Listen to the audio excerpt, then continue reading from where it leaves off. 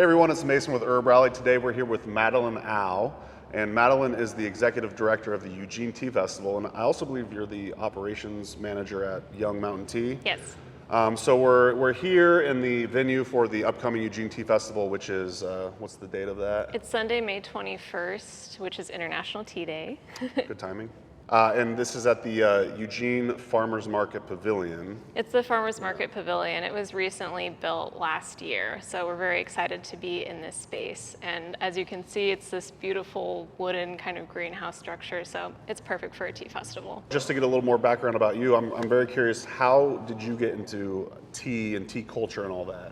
Yeah, I sort of like fell down the rabbit hole of tea through tea festivals. I attended the 2017 Northwest Tea Festival. It's kind of close to my birthday, and so I was like celebrating, went to the festival, got super caffeinated, and just kind of like it opened this whole new world of tea for me. And I made all these connections while I was there, just like talking to vendors and like meeting up with different people afterwards, and it just sort of sparked this journey for me of being like, wow, tea is super cool. There's so many different types. It's just kind of like this wonderland of knowledge and experience, and also there's an amazing community behind it. And that's really what drew me into tea, was the tea community. So that's why I'm here, because I love tea and I love community. I love it. I've been to the Portland Tea Festival a couple times, and I totally know that vibe that you're talking about. And yes, and then after drinking green tea for 10 straight hours or whatever, you definitely start to get that buzz. But then the buzz of the community definitely adds to that whole thing. I'm from Eugene, so I'm super excited that there's going to be a tea festival here as well. I got to give you props. I don't know if you consider him a mutual friend, but my buddy Brian met you on, I want to say it like a business class at Lane Community College, perhaps? Probably, yeah. Yeah, he's like, you gotta meet Madelaine. She's like, she's very driven and go-getter and all that stuff. And then I remember we met for tea, and you were dreaming this all up, and I wanna say it was either 2018 or 2019. Yeah. And then you got a board together, and you've just been working on this, and then COVID happened. Yeah. But all the long while, you've been organizing and just keeping it rolling, keeping it going. It's just super impressive. So unfortunately, Amanda and I will not be here to actually attend the event, but it sounds like you got a lot of amazing things brewing. Since this is like an herbal audience, can you just kind of let us know what is Camellia sinensis, or what is tea that we're talking about? Well, and honestly, like the Eugene Tea Festival is for the herbalism community as well. It's not just specialty tea. It's not just Camellia sinensis. It's going to encompass like whatever you think of tea, kombucha, tea bags, like, you know, peppermint herbs, tinctures, blends. All the tea, like it's all inclusive. So I'm really excited to just bring as many like local businesses in the area that are doing things that are kind of like tea related or tea adjacent to just come in celebration and community. But to answer your question about Camellia sinensis, that is, I mean, I don't want to sound pretentious, but it's kind of what they call like true tea, or like, because like tea came from China, and that's where Camellia sinensis is grown. I think one of the things that people don't realize is that most caffeinated tea all comes from the same plant, which is either Camellia sinensis variety sinensis or Camellia sinensis variety assamica. So black tea, yellow tea, white tea, green tea, oolong tea, that's all from the same plant. It's just processed in different ways. Also pu'er, which is fermented. That's my favorite. Yeah. I love pu'er. And each tea kind of gives you like a different experience, has a different flavor, but it all comes from the same plant. So it's a super long tradition for Camellia sinensis. It's been processed for, I want to say like thousands of years, because like it's been around since like the inception of Buddhism, basically. And not to get too much into the historical, but Please, like yeah. part of like how tea spread was through Buddhist monks.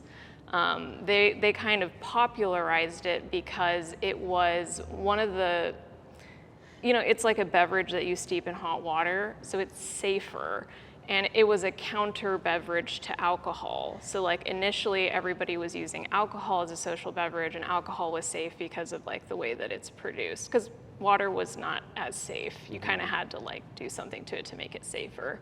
But tea was perfect for monks because it keeps you alert, so you can just meditate for like 12 hours or however long they're meditating for, and you're not being inebriated. Your mind is like, you're having clarity and enlightenment, and so it was just the perfect beverage for that particular religion and time, and that's how it spread and became super popularized. And I feel like, because Buddhism has spread to a lot of different places, and then like the English fell in love with tea and they spread it to a whole bunch of different places, there's just kind of been this historical trend of tea becoming something that in most parts of the country, except for the US, it's like ubiquitous. Like it's like drinking water. Everybody drinks tea. We're a little bit more coffee focused here in the US, but that's changing. It is, and there's also yerba mate is becoming more and more popular. I do want to say pretentiousness is not absent in the herbal community, so I also want to say some people call it tisane. Have you ever heard that term before? Is that for like an herbal tea? Infusions, decoctions. Exactly. But yes, I consider the true tea Camellia sinensis. Speaking of like pu'er and whatnot, can you name your favorite 3 teas? Yeah. So I am a sucker for Japanese senchas. That is just like my number one tea. I just had a cup before coming here. And then the second one would be Taiwanese oolongs, particularly like roasty, kind of honey. I am currently in love with like an Alishan Black, and have been drinking that for like that sounds pretentious. Several months. It's it's a mountainous region in Taiwan. It's delicious. It's sweet. Sounds amazing. Yeah, it's really great. And then as a third one, I feel like I would have to just pick like lighter, greener oolongs. Maybe 4th place goes to white tea. Is that what's like a spring green? Is that kind of what you're talking about? Kind of like there? Tea Guan Yin, lighter oolong. Baozhong would be another style. I mean, there's a whole bunch of different types of tea within each category, and some of them are like kind of well known. Like some people might be familiar with Baozhong oolong, but also maybe not. Is that something you sell at Young Mountain? No, those are all like Taiwanese. Gotcha. I mean, I really like Japanese and Taiwanese tea. Right. That's kind of been my favorites. Yeah. I got a pu'er at Block 15. What am I trying to say? Not Block 15. 16 tons. I got a pu'er at 16 tons earlier, and I was trying to explain to the cashier what the or to the server what the story of pu'er is. Do you know what that is? Because I feel like I butcher it every single time. It had something to do with like packing the tea into bricks and then traveling long distances, right? And then it kind of got fermented. Yeah. So those pu'er bricks, they were best for traveling long distances. They were used as money. So they would exchange like pu'er bricks for horses. And that was like a whole trade that went on mostly between, I want to say like basically like the Hunan and then Mongolian area. They were having that trade going on with basically like the Hunan people wanting the horses and then the Mongolian people wanting the tea. It's like money, basically. Yeah, so Very it was interesting. used as money. Okay. And then also it's delicious, so it was very functional money. Yeah, there you go. Yeah, practical. Yeah. Very cool. Well, let's hear a little bit more about the event. Like, I know you're, I don't know when this is going to go out, maybe next week or something, but as of now, you're still looking for vendors. I know that much. So, Yes. Yeah, why don't you tell us a little bit more about the event? And Yeah, so the Eugene Tea Festival, this is going to be the basically indoor tasting area. So this is where the Pour Fest is happening. I'm hoping that we'll have like at least 30 vendors that come and are all pouring tea for people so that like people can just go through here and taste like as many teas as they want. And then we're also going to have like ceramic vendors, and we're going to have workshops going on at the Mountain Rose Herbs Annex. So it'll be a mixture of like marketplace style where you're able to just talk to vendors, explore, learn from them, and then also educational components as well with the free workshops that are happening. So do you have any solidified workshops yet, or is that kind of still in the works? I do have solidified workshops. Can I remember them off the top of my head? So the Shelton McMurphy Johnson House is going to do, they're going to talk about the history of Victorian tea. That's cool. And how it's connected to the suffragist movement. So I'm really excited for that workshop. We're definitely going to have like 101 on specialty tea. So just talking about like the different types, and then also doing a tasting. So for people who have never just like had all the types lined up, you can really see the differences between them. I feel like that's like a really important educational workshop that always has to happen at a tea festival. We're gonna have a workshop on Indian tea. I think that we're gonna have a workshop on basically like growing tea in Oregon, or just growing tea in the US, because we have Angela from Oregon Tea Traders, who is also the president for the US League of Tea Growers. Right. So there's a lot of people who have already signed up to do workshops. I can't remember all of them, but a lot of the vendors that are gonna be here are also gonna be doing the workshops.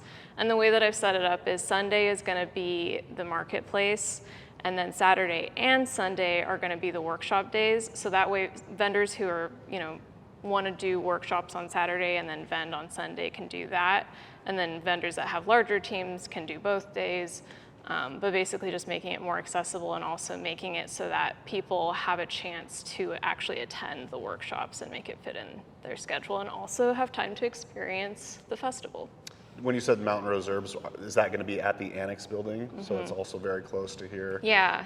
So earlier you were explaining something. Is that the traditional tea ceremony? Is that going to be happening at the event as well? Some sort of tea ceremony situation, or? I mean, I am like leaving it up to the vendors as to like how they want to pour. I'm pretty sure that some of the vendors are going to want to do more traditional styles. Potentially like matcha ceremony, gung fu cha, those are kind of the classics. Mm-hmm. But also, I'm hoping we'll be able to do like a cupping style class as well. Okay. And have people just kind of see the full spread of what tea can be. I mean, there's so much that it's probably not possible to really display it all, but having as much variety as possible. Yeah. Are you going to be doing one of your famous tea meditations? I really want to, yes. Okay. But She's 100% going to do it. Well, because I'm also part of like the Eugene Insight Meditation Center group, so I'm going to try and get my teacher to help me. It'd be nice to have it be a collab. So I'm hoping that I'll be able to collaborate with the EIMC nonprofit and have it be something that's not just me. There you go. But yeah. See, what else do they want to know? I would say if you're interested in sponsoring, there's probably still room for some sponsors, still room for vendors. Yep. Whether you live in Eugene or not, even if you're in the Oregon Northwest area, I definitely recommend coming if you can. If you go to eugeneteafest.org, the pre-sale tickets are up. So if you're wanting to support the event early, you're wanting to get early access to workshops, I definitely recommend registering now, because that way you'll get all the festival updates and you'll get priority access to the workshops. Because I don't really have any other way of telling people once they're up live unless people have already signed up. I want it to be a wellness festival, so it's really about connection, coming together, creating new connections, and then also basically like inspiring people to slow down and to really be intentional with how they're living their lives.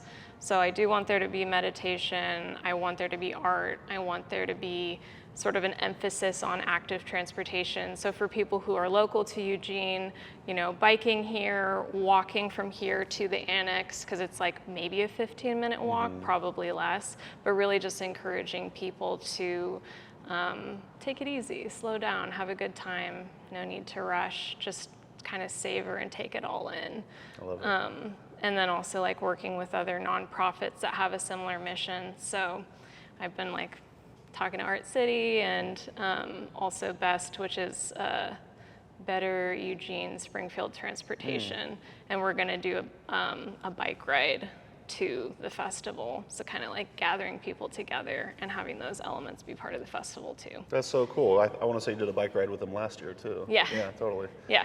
Well, thank you for joining us and letting us know about the Eugene Tea Festival. I'm Thanks for having super me, excited to Mason. not get to come to it this time, but next time we'll get to be here hopefully. And thanks again, and bye. Yeah. See you later. Thanks so much.